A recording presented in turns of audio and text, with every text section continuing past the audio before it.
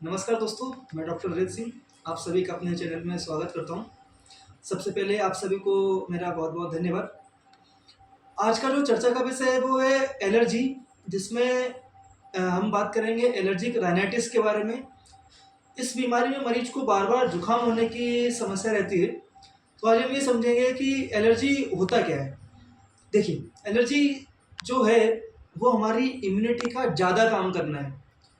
हमारी immunity bacteria, virus से लड़ने के लिए बनी होती है, लेकिन किसी-किसी व्यक्ति में उनके शरीर के अंदर ऐसी प्रवृत्ति आ जाती है कि वो नॉर्मल चीज़ों के अगेंस्ट भी इम्यूनिटी लड़ने लगती है। जैसे पोलन ग्रेन्स के लिए, डस्ट के लिए, कुछ ही खाने के लिए, उनकी इम्यूनिटी उनके खिलाफ भी लड़ने लगती है, जिसकी वजह से उनको इन्फ्लेमेशन के जो सिम्पटम्स होते हैं, वो देखने को मिलते हैं। आज हम ये समझेंगे कि जो एलर्जिक राइनाइटिस से बार-बार जुकाम होने की समस्या, उसके क्या-क्या कारण हैं और उसका क्या एक स्थायी इलाज होता है। देखिए दोस्तों, थोड़ा-सा वीडियो लंबा हो सकता है, लेकिन अगर आप मेरे साथ इस वीडियो में आखिर तक बने रहेंगे, तो मैं आपको ये वादा करता हूँ कि आप एलर्जी को बहुत अच्छे से समझ भी जाएँगे और ये भी समझ जाएँगे कि क्या इसका एक स्थायी इलाज होता है। तो देखिए दोस्तों, जो एलर्जिक राइनाइटिस होता है, उसके 3 कारण होते हैं। सबसे पहला तो वो एलर्जन मतलब वो जो चीज़ें जो एलर्जी प्रोड्यूस करवाती है। जैसे सबसे पहला जो एलर्जन होता है वो है पोलन ग्रेन्स।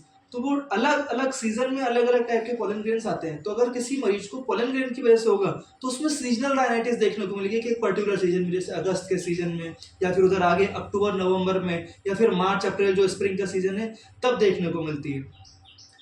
और क्या-क्या एलर्जन हो सकते हैं? जैसे आपके घर में नमी की वजह से फंगस के स्पोर बन जाते हैं, वो हो जाते हैं। अभी बारिश के टाइम पे अगर दीवारें गीली हो जाए या फिर ठंडी जगह पे एसी हो गया, एसी अगर आपका वेल मेंटेन नहीं है, तो वहाँ पे भी फंगस के स्पोर आ जाएँगे। फ्रिज के नीचे का जो ट्रॉली होता है, वहाँ पे भी फंगस के स्पोर आ जाते हैं। तो जहाँ भी नमी होती है, वहाँ पे फंगस आता है। तो ऐसी जगह पे जब भी कोई चीज़ रखी रहेगी, तो उसका जब भी आप कॉन्टैक्ट में रहेंगे, तो आपको एलर्जी हो सकती है। और एक चीज़ होती है हाउस डस्ट। हाउस डस्ट का मतलब ये है कि जैसे आपने अलमारी में कोई चीज़ जमा के रखी थी, लंबे समय तक किताब रखी थी, उसको जब आप उठाएँगे तो उसमें जो डस्ट है, उसकी वजह से किसी-किसी को एलर्जी हो जाती है। तो जब भी आप सफाई करते हैं तो फिर आपने देखा होगा कि हाँ, मुझे बहुत उसमें तकलीफ़ हो जाती है, या फिर नॉर्मल जो धूल होती है उससे भी किसी-किसी को एलर्जी हो जाती है। और एक चीज़ होती है कि जो पुराने बिस्तर हो जाते हैं, वो नमी की वजह से वहाँ पे भी फंगस का स्पोर आ जाए। इसीलिए जब ये बारिश का मौसम चला जाता है तो हम बिस्तरों को धूप में सुखाते हैं। इसी वजह से हम इसको ये देखते हैं। और जो दूसरा कारण है इसका, वो है आपका एनवायरनमेंट, कि आप ऐसे एनवायरनमेंट में रहते हैं जहाँ पे पोलन ग्रेन्स ज़्यादा हो, नमी ज़्यादा हो, धूल ज़्यादा हो, तो आपको एलर्जी होने के ज़्यादा चांसेस रहेंगे नॉर्मल इंसान की तुलना में। देखिए दोस्तों, ये दोनों चीज़ें तो एनवायरनमेंट में हमेशा मौजूद हैं कि आपका जो नमी वाला वातावरण हो या फिर एलर्जेंस आपके वातावरण में बहुत लोगों के साथ हो सकते हैं। लेकिन कुछ ही लोगों को एलर्जी क्यों है? उसका जो महत्वपूर्ण कारण ये है कि वो उस इंसान के शरीर के अंदर वो एलर्जी की प्रवृत्ति आ गई। उसके क्या-क्या कारण हो सकते हैं? तो कुछ कारण हैं। सबसे पहला जो है कि उसमें जेनेटिक टेंडेंसी हो, उसके घर में किसी को एलर्जी की शिकायत हो, तो उसको आ जाएगी। जैसे उसके भाई-बहनों को, उसके माता-पिता को, तो उसमें आएगी। और क्या कारण हो सकता है? तो देखिए दोस्तों, इसके पीछे 3 थ्योरीज़ हैं। आज हम उनको समझेंगे। एक होती है जर्म थ्योरी। जर्म थ्योरी क्या है कि जो बच्चे थोड़ा-सा कम बीमार होते हैं। कैसे? कि आजकल के सिनेरियो में क्या देखा गया है कि छोटे-छोटे जो बच्चे होते हैं, उनको अगर थोड़ा-सा भी सर्दी, जुकाम, बुखार होता है, तो हम सीधा बड़े-बड़े एंटीबायोटिक के पीछे भागते हैं। जैसे एजिथ्रोमाइसिन हो गया, सीधा पैरासिटामॉल ज़्यादा मिलीग्राम्स में हम लेना पसंद करने लगे हैं। तो उसकी वजह से आपकी इम्यूनिटी सही से डेवलप नहीं हुई। छोटे बच्चों में 5 साल की उम्र तक उनकी इम्यूनिटी बन रही होती है, इसीलिए वो जल्दी-जल्दी बीमार होते हैं। तो अगर ऐसी समस्या है तो सीधे इतनी हाई एंटीबायोटिक पे ना जाने की बजाय आप कोई होम रेमेडीज़ की सहायता ले सकते हैं या फिर होम्योपैथी की सहायता ले सकते हैं। देखिए दोस्तों, छोटे बच्चों में होम्योपैथी बहुत अच्छा काम करती है और होम्योपैथी आपकी इम्यूनिटी को भी बढ़ाती है, साथ ही आपके लक्षणों के आधार पर काम करती है, आपके पूरे शरीर को समझ के काम करती है, तो आपको इस तरीके की समस्या नहीं होने देगी। जो एलर्जिक राइनाइटिस के अगर हम डाटा की बात करें, तो जिन लोगों में छोटे स्टेज में अगर वो क्या कहते हैं, जिसको नेटल रेस कहते हैं, वो हुई हो या फिर किसी प्रकार की स्किन की एलर्जी हो, तो फिर उनको जल्दी एलर्जिक राइनाइटिस होता है।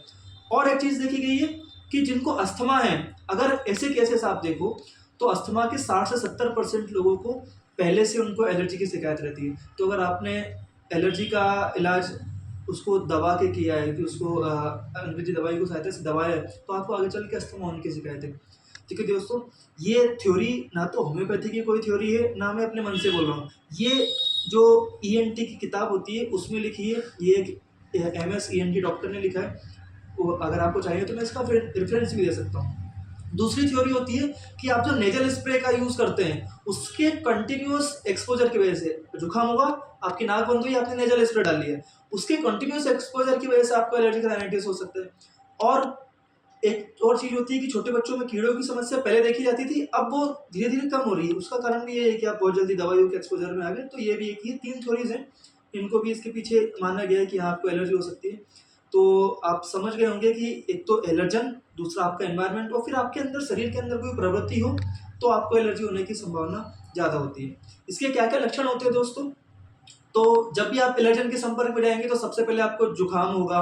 जुकाम में क्या समस्या आएगी? नाक कान गले में खुजली हो सकती है, छींकें आएंगी, और छींकें बिल्कुल कंटिन्यूस आएंगी। पहले नाक से आपके पतला डिस्चार्ज आएगा, फिर कुछ घंटों के बाद में या तो वो डिस्चार्ज थोड़ा गाढ़ा होने लगेगा, आपकी नाक बंद हो सकती है। और फिर अगर ये समस्या लंबे समय तक चले तो आपको साइनस की दिक्कत हो जाएगी। साइनस क्या होते हैं? हमारे नाक के चारों तरफ कुछ ऐसी हड्डियां होती हैं जो जिनमें हवा भरी होती है, जिसकी वजह से हमारा बैलेंस सही रहता है और हम सही से बोल पाते हैं। लेकिन जब भी आपको लंबे समय तक अगर जुकाम होगा तो वहाँ पे जो आपका नेजल डिस्चार्ज है वो कलेक्ट हो जाता है, जिसकी वजह से आपको यहाँ पे दर्द होगा, सिर में दर्द होगा, बोलने में दिक्कत आएगी। तो ये भी एलर्जी का आगे का कॉम्प्लिकेशन है। तो एलर्जी के हमने 2 कॉम्प्लिकेशन देख लिए, एक तो साइनस की समस्या हो सकती है, साथ में आपको आगे चल के अस्थमा भी हो सकता है। तो ये भी हो सकता है। अब अगर हम इसके इलाज की बात करें तो जो एलोपैथी सिस्टम में इसका इलाज है वो ये है कि एलर्जी के अंदर जो भी केमिकल्स निकलते हैं उसमें से जो मेन होता है हिस्टामिन, तो वो सीधा उस केमिकल को रोकते हैं। देखिए दोस्तों, एलर्जन की वजह से केमिकल आना बीमारी नहीं है, वो आपकी प्रवृत्ति बीमारी है कि आपको एलर्जी की प्रवृत्ति है। अगर आप प्रवृत्ति ठीक नहीं करेंगे, सिर्फ उस केमिकल को रोकते रहेंगे, तो कब तक ठीक रहेंगे? एविल खाएंगे तो कुछ टाइम तक वो आपकी जुकाम सही होगा, फिर आपको एसिट्रोजिन लेंगे, फिर कुछ टाइम तक ठीक रहेंगे, फिर दोबारा बीमार हो जाएंगे। तो अगर आपको स्थायी इलाज चाहिए तो आप ये समझिए कि होम्योपैथी में इसका इलाज कैसे होता है।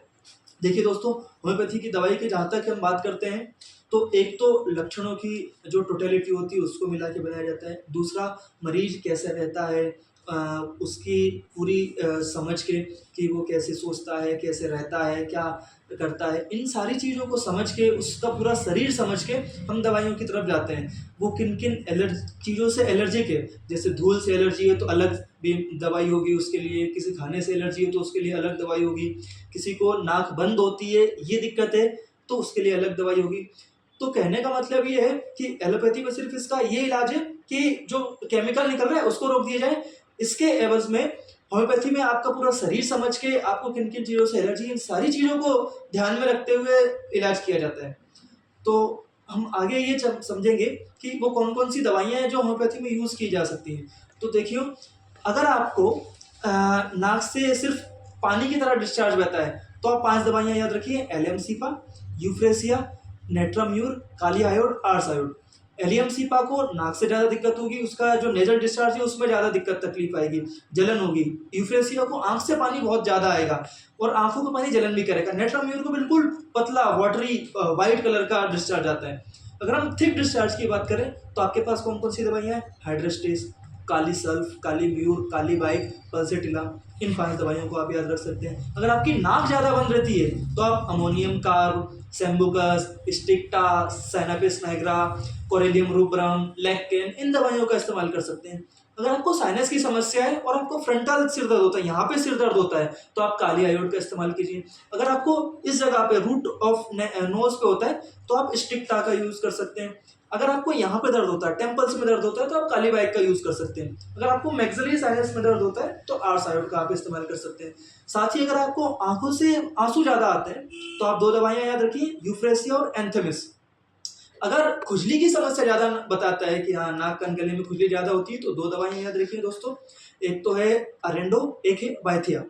अगर मरीज ये बोलता है कि साथ में गले में भी दिक्कत हो रही, आवाज़ बैठ गई, तो कॉस्टिकम का यूज़ कर सकते हैं।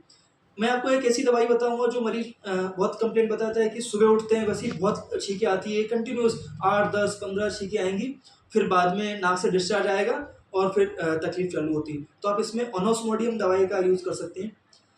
इसी के साथ मैं अपना वीडियो खत्म करता हूँ। इस वीडियो को लाइक कीजिए और लोगों में शेयर कीजिए, जिससे बाकी लोगों को भी एलर्जी के बारे में पता चल सके। वीडियो देखने के लिए धन्यवाद।